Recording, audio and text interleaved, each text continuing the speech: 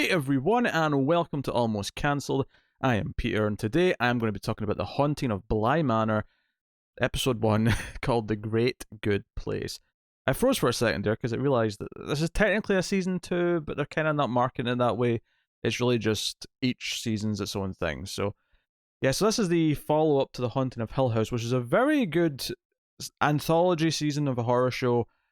Some issues with the ending, but for the most part, it was a very satisfying series with two particularly really great standout episodes in the middle. Episodes 5 and 6 of season 1 of that were very, very good.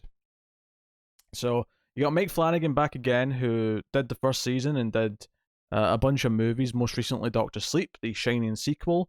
And I was looking forward to this, but there was a little bit of a hesitation. And the hesitation comes from just kind of unfortunate timing with this, in that earlier this year, a movie adaptation of the same book, The Turning of the Screw, came out, called The Turning, starring Mackenzie Davis and Finn Wolfhard from Stranger Things, and it was absolutely dire. It was awful.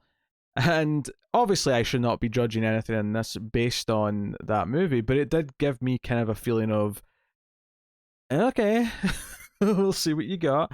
Because it does follow the same basic premise, which is this young woman takes a job as a live-in nanny at a big manor, Bly Manor specifically, for two children who lost their parents a couple of years previously, and Miles and Flora are kind of weird kids.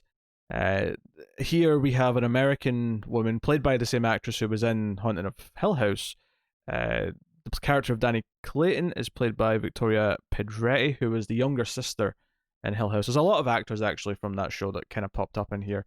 Carla Gugino's in there as kind of like a wraparound like narrator, and for some reason she has an English accent, which is kind of the first thing that stuck out to me was just why they forced her to do a weird accent that doesn't sound that great. I didn't quite get it.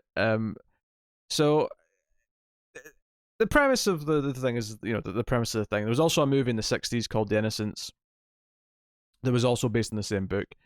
I have to say, I'm not feeling super enthusiastic about this first episode. It's not bad, per se. It's perfectly fine, but I remember coming out of the gate with the first season and being kind of like really sucked into what was going on. And I do think there is a bit of an after effect of having a bad movie about the same source material. But I do have to admit that I didn't find this first episode as captivating or drawing me in quite the same way. I did appreciate that they're keeping the main theme. There was a main theme that always played throughout the previous season that obviously you might have expected that they wouldn't have anything like that back because it is a new story, because it is a complete standalone season. But they have kept that. They've kept some thematic things in the music, and obviously some actors have came back. We've got the same director. So there's a lot of this sort of like textual quality of things that have carried over from the first show. And I'm not like writing the show off yet by any means. I do think that this first episode has a decent enough introduction to the characters. The lead of Danny is fairly likable. You got Coley from iZombie, who's in here as kind of the cook at the manor, so it was nice to see him. I think maybe the big hurdle with this show this season, like stretching this story into I think it's a 9-episode season this time, is that I don't really know if this one lends itself to being prolonged quite like that. Maybe it'll become clearer as we get more episodes, but this first episode very much just felt like the start of the movie I saw earlier this year, more or less. It was very much just that, maybe a little more stretched out because it was 50 odd minutes, and it wasn't, obviously it was only a fraction of the story as opposed to like half of it. And I have to admit, creepy kids are not my favorite type of horror genre. And there are exceptions, of course. There was a lot of kids in the first season of this as well, and they did a pretty good job. There was a couple of standout actors in those kids. These kids are, I don't want to just call them annoying, because I feel like that's been a little unfair, or it's been a little quick to jump, but I do find them annoying. The girl especially. If I had to hear how was it positively stupendous. I think she kept saying, or something like that. She kept saying the same thing over and over again about everything, about the stairs, about Danny, about the meal, about everything. Like she kept saying these like ultra positive things about everything. And the weird thing, the weird thing about coming into this, having just seen a bad adaptation of the story, which had a really terrible ending, might I add, uh, is that I came into this and like them showing signs of some of the stuff that's coming up soon. Like there's a moment here in the first episode, and I never gave a spoiler warning. I should probably give a spoiler warning for this. Yeah, spoiler for the first episode. Uh, so there's a scene here where after she arrives at the manor, she's taken to her room, and everyone's like, okay, we'll let her have some time to settle in and get changed and whatever. And Miles kind of is like caught, sort of spying on her at the door, and it kind of like sells it off as just it's the first time, it was an accident, no worries. He's here to say welcome and give her a present. Um, I'm not like I have to admit I'm really not looking forward to this kid being a creepy little pervert over the course of this show. I have to, like it's so impossible to separate what I already know about this story, and I'd already like seen like the movie adaptation of the first season, but I hadn't seen it that year certainly, and it'd been a while, and it was a long time ago, and it was so far removed. There's something so weird about seeing a movie earlier this year and then seeing a TV show that's going to take that same plot and carry over 9 episodes. And I already felt in this first episode that I don't want to quite say we're spinning wheels or we're wasting time, but I felt it moving at a snail's pace. And that isn't necessarily a problem for a horror story. Horror sometimes benefits from being slow moving, but I didn't necessarily find any of the actual horror elements all that captivating. What we have in this first episode boils down to Miles being a bit weird, and the kids being a bit weird, especially towards the end. But then we have, like, for lack of a better word, a ghost. I think the last time we see him in the closet, because we see him kind of like in a reflection at one point, and she sort of wipes the steam, and then we see him in the closet later when she's trapped in the closet, when the kids trap her in the closet for however long it is, and we see this ghost again. He seems to be more like a, not quite a mannequin, but like he's a doll or something. You always saw the sort of the lights where the eyes were. There's like almost like flashlights where the eyes are, but the actual body, the last time we see it, looked very doll-like, and maybe that ties into the talismans that Flora, the young girl, seems to be making and leaving around. And there's a lot of talk of what happened to the parents, what happened to the previous nanny from last year that eventually committed suicide. These are plot elements that are all introduced in this episode, but we spend a lot of time like getting to the manor, which isn't a bad thing. Like I like the time to spend on the characters before things get going, like meeting Danny as she goes for this job interview, and basically thinks she loses the job, but then ends up bonding with the uncle character who's hiring for this at the pub. And there's a lot of stuff in here. Going back to the accents, where it feels like some of the English accents are really overdoing it, and some of them aren't. Like Owen, who's played by Ravi from iZombie, he obviously is English, right? And some of these other actors are definitely English, but it feels like they're putting them on like really thick. Like they're trying to be the posh English accent, and it was a little jarring in places. And the wraparound stuff, I kind of like the idea of the wraparound. I like the idea that we're in present day or whatever, and we have someone telling this story. Essentially, that Carly Gugino goes to a wedding. It's a mystery exactly who she is. My first thought was that she was just the older version of Danny. That was my immediate assumption when it flashed back to like Danny like going for this job interview. It felt like she had like a younger version of that hair, and I thought, oh, that's kind of funny because she played her. They were mother and daughter in the last season, so it's kind of fun that they're playing different ages of the same character this time. However, I believe that Carly Gugino is simply credited as the storyteller, and I did notice that later on in the episode she does refer to Danny in the third person, which would imply that it's not her. Now, admittedly, there could be some swerves. In fact, I'm going to go out and I guess here, given that she's given kind of like an ominous introduction, and she has like this narration before she even goes to this wedding where she ends up telling this story, and it's not actually at the wedding, it's at the the rehearsal dinner. And I wonder actually if that'll progress throughout the season. Maybe they'll like pause the story and will progress to the actual wedding. I don't know.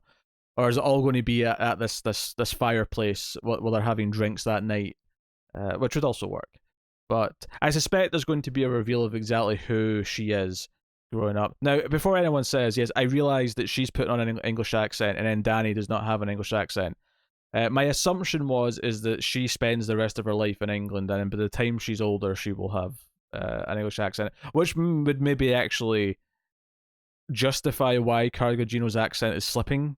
You know, if you're listening for it, you can hear the English accent breaking away a number of times. So, yeah, it's a couple of weird choices that are made right away that kind of started to just take me out of it, where I was, instead of being sucked into the story like I was with the first season, I was kind of noticing all the little quirks of things that they're trying to do.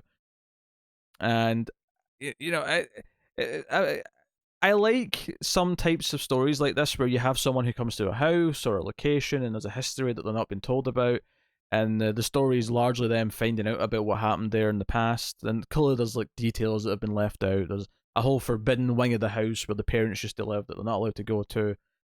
All these things. But it conjures up a lot of bad memories. And I don't even mean in the movie this, that came out this year, but based on the same material. I'm talking about just anything like this.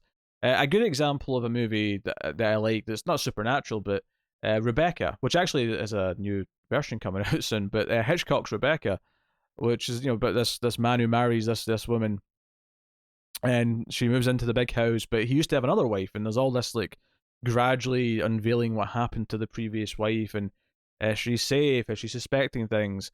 All the all the house staff are being very coy and don't want to like tell her anything, and that's not true here necessarily. The house staff are very welcoming for the most part. The gardener lady's a little bit kind of standoffish, I guess, because she doesn't really introduce herself. But they're all very friendly. They're all playing as normal.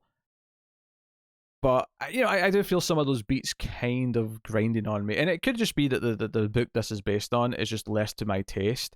That is entirely possible. But I was having a hard time really falling in love with anything that was teasing from the horror side of things. I wasn't really enjoying the couple of jump scares we did get. I remember the first season of this, Haunting a Hill House. It had a couple of big moments towards the end that I felt that when we got to the end of that first episode, if I remember correctly, and it's been it's been 2 years now, but if I remember correctly, the first episode focused on the brother who was the skeptic, and then by the end of the first episode, he had this big scare that was really well done, and it was kind of like poking at the idea that he like has to at least consider now. There's an arc. There was an arc from going interesting, obviously all the characters, but there was an arc for him that kind of made it feel like an episode. It made it feel like a beginning, middle, and end. It was a full chapter. Here, I didn't really feel that at all. The episode just kind of ends suddenly. It goes for a creepy visual where Danny runs out of the house and the two kids are up at the windows looking down at her. And it's a visual. They're going for this creepy moment, but it doesn't really feel like it ends an episode. It doesn't really feel like I got an arc or I got like a theme of this first episode outside of just she meets everyone for the first time.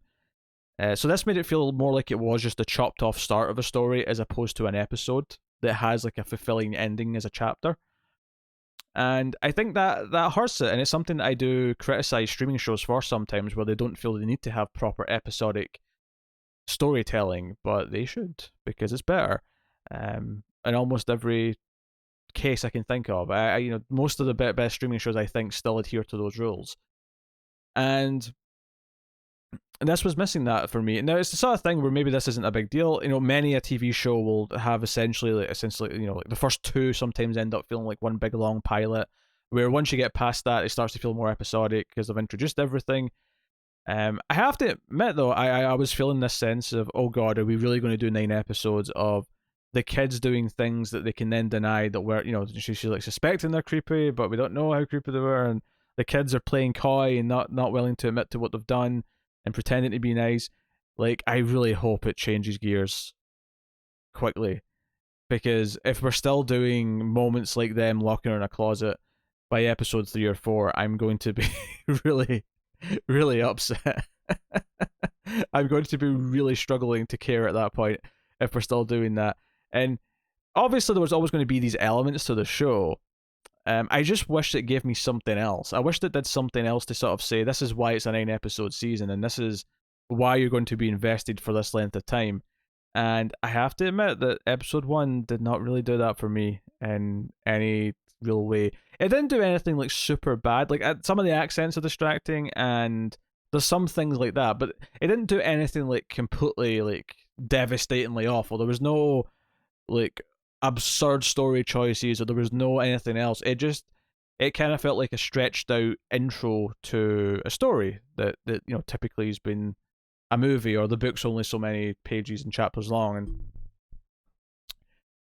yeah, so I'm worried that this is going to feel ultra stretched out to me. I have those concerns, and we have moments, of course. I've obviously I'm glossing over. I'm talking about this kind of in a general sense because it's the first episode, and let's be honest, not a lot of plot happens in this first episode. It's very much just she meets the characters and has their first moments. There's a fun little bit where there's like a running gag where she can't make tea properly, and Miles offers to give her tips. Like the little gags like that. But I have to admit though, going back to the accents, in addition to that, sort of like kind of tangentially related to that, is any time they were kind of pointing out the fish out of water stuff. It was a little like over the top for me.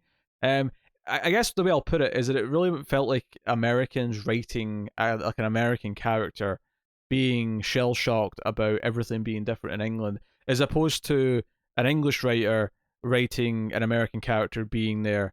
It felt like we were doing all the staples. Like the first thing they have for lunch, the day after she's arrived, is bangers and mash, for example, which is one of the typical. Hey, that's a British sounding dish. That's that's what we talk about, right? Um, it could only have been more British if it was fish and chips. Like that was really the only option that would have went further than that. So they're maybe playing that up a little bit too much, and sort of referencing those differences a bit much. But that's not like a huge deal. Like those are things that like are easy to get over if you're into everything else. But the sad thing is I'm so far I'm not, which is why I think those things are great on me a little bit more. Because if I don't have good horror teases to get into, there's one moment where Danny sees the brother from season 1, the junkie character, who was also in The Invisible Man earlier this year, which is a very good movie, I will add. But she sees him in the distance, and then she asks people if there's anyone here that day. No one says that there was, and she kind of doubts herself. And there's definitely scenes where I kind of feel the cliche more than I do the actual, more the actual content. There's a scene where the woman, Mrs. Gross, who kind of runs the house, Danny goes to see her, and she's in like the little chapel area, and she's kind of staring out the window, and she ends up getting into this speech about the previous living nanny who committed suicide, and she sort of stares out the window, and she talks about she was such a sweet soul, and and then just one day, and the piano version of the main theme starts playing behind it, and I have to admit I was kind of like I wasn't fully rolling my eyes, but I definitely felt kind of taken out of it, and I was like, we're in kind of cheesy territory here. Cheesy is like totally fine when you've earned it a little bit. I think I don't know if the episode or the show has earned the cheese yet, and nothing in the previous season counts for this. They're starting fresh, new story, new characters. This is a completely new. It's essentially them making another movie when you think about it. Other than the loose anthology and the similar title, we're in a new thing. This is like the same group of people coming back with another movie, and we would judge that on its own. And I hope it perks up for me. I hope I enjoy it more as we go into more episodes. I really do, and I hope I find the kids less annoying because right now, both of their voices are grating on my ears. They really are. So I hope I feel better about this in another episode or two's time. And I hope I want to watch all of it. I want to watch the whole thing. I really do. So I'm definitely watching episode 2, and I'll come back with my thoughts. But my early diagnosis is not a positive outlook so far, which is a shame. I was looking forward to this, but yeah, not feeling it so far. So hopefully episode 2 is better.